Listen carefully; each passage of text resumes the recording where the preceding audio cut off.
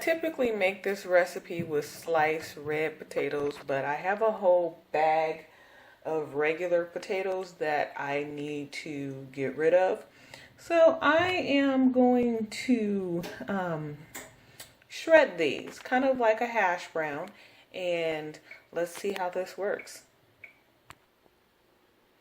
So I am using this multi-slicer to make some thick julienne slices. So now I'm going to coat my glass dish with some olive oil.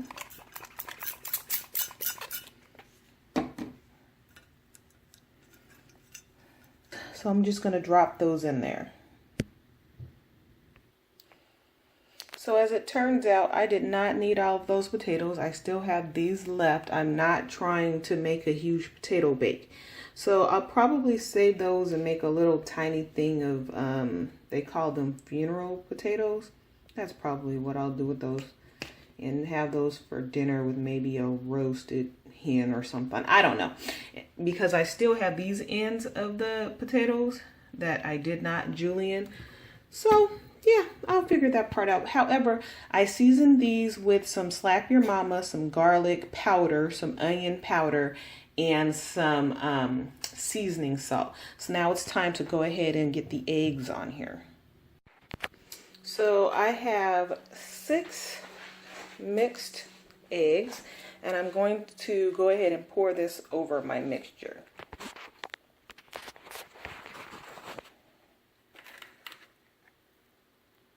I have not added any salt or anything to this. There's enough seasoning on the potatoes. As you can see, that mixes into the potatoes. So go ahead and give that a little shake so that the egg is evenly distributed. And these little potatoes that are sticking up, just push them down a little bit. Typically, I really don't care, to be honest with you. But as I told you guys earlier, I changed the recipe just a little bit, so we'll see how that goes. So now I have my onion and my green onion, and that's about a 1/4 cup of onion, and then the green onion here is actually one whole bunch of green onions. So now I have my red bell peppers and my mushrooms also chopped. The red bell peppers are diced and the mushrooms are roughly chopped. You can leave yours whole if you want to. However, my family, some of the members of my family aren't huge on mushrooms, so I chop them because you can't taste them as much when you do that.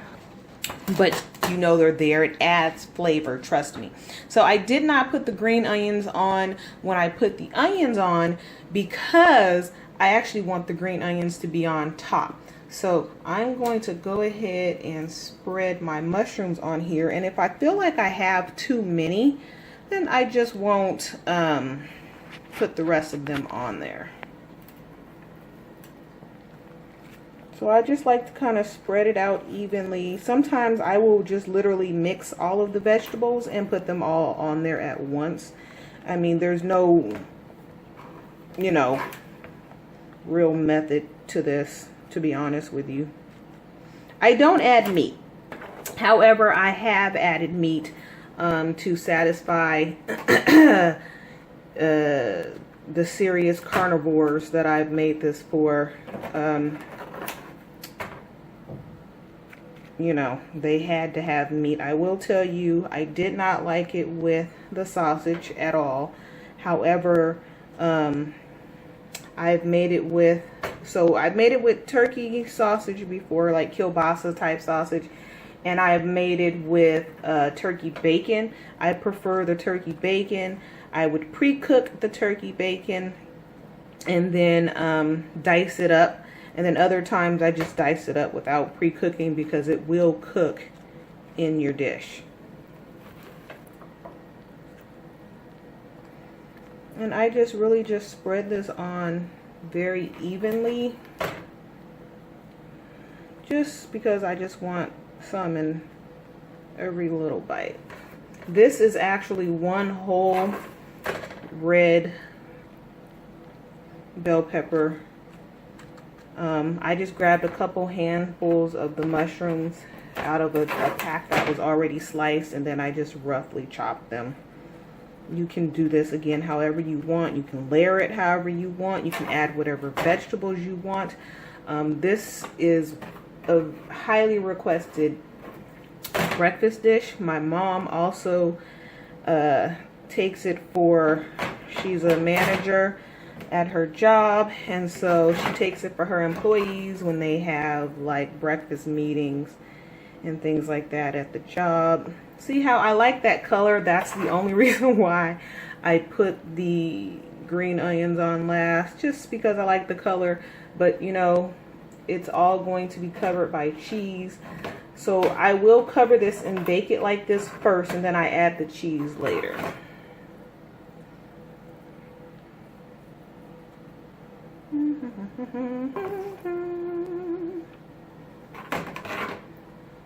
So here it is here. My oven is on 350 degrees, and I'm going to bake this for about 30 to 40 minutes.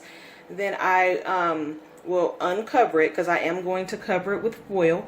I'm going to uncover it, and then after that I will add my cheese and then cook for about, honestly, just until about the cheese is melted. I don't need to cook it too much longer, but you don't want to put the cheese on there beforehand. I've made that mistake before, rushing through the recipe, and this is something I made up on my own, so you'd think I would know better. However, I rushed through the recipe and the potatoes did not get cooked.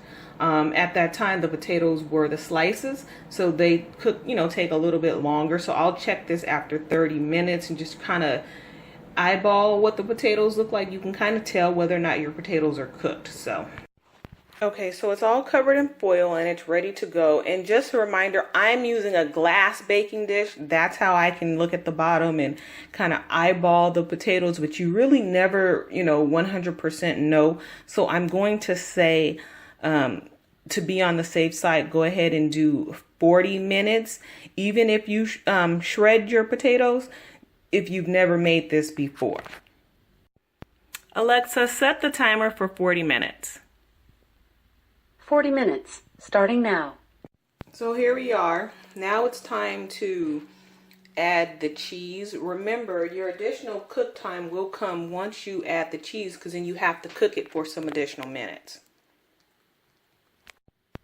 So now I have my cheese on top, and what you want to do is go ahead and cook that for an additional 20 minutes. You don't want to try to complete the cooking in the first step, because if you do that and then you put it on for another 20 minutes for the cheese, it will end up cooking your egg too much, and the bottom, on the bottom, your egg will be hard. So you don't want to do that. So it's a maximum of 40 minutes, and then you go ahead and take it out, add your cheese, and do it for another 20 minutes. So I just took this out of the oven. It was in there for 20 minutes. So now I'm going to go ahead and allow this to sit for 10 minutes. And after 10 minutes, I will cut into it. Okay, so I actually had it sitting for about 30 minutes because I got caught up doing some work. So I am going to go ahead and cut into this, and we will see what we are working with. So this is what we're looking at. You see the potatoes on the bottom. You can see the little line of spinach. And then we have the rest of our vegetables. See if you can see them a little better on this side. Ooh, I dropped it.